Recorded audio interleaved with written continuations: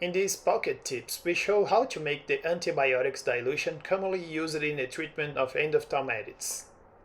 We know that endophthalmitis is a serious and devastating condition, and regardless of whether plana vitrectomy will be performed or not, we must collect material for culture and inject broad-spectrum antibiotics as soon as possible.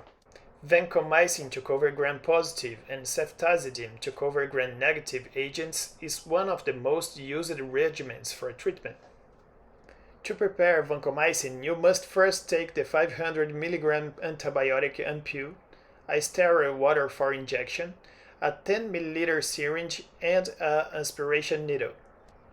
Aspirate 10 ml of water for injection and dilute the content of Vancomycin ampoule, shaking the vial to dilute the medication well.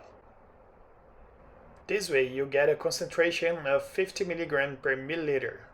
If you need to do a subconjunctival associated injection, use this concentration and inject 0.5 ml or the equivalent of 25 mg.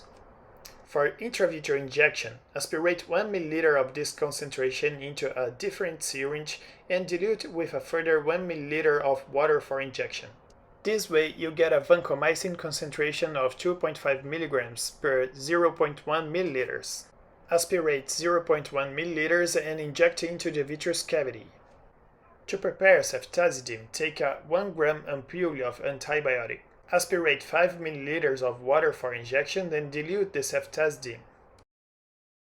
Shake the bottle, and this way you will get a concentration of 200 mg per milliliter.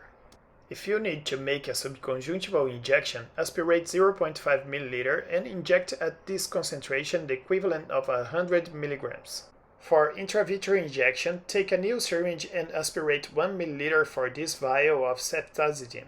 Then aspirate another 7 ml of water for injection. This way you get a ceftazidime concentration of 2.5 mg per 0.1 ml.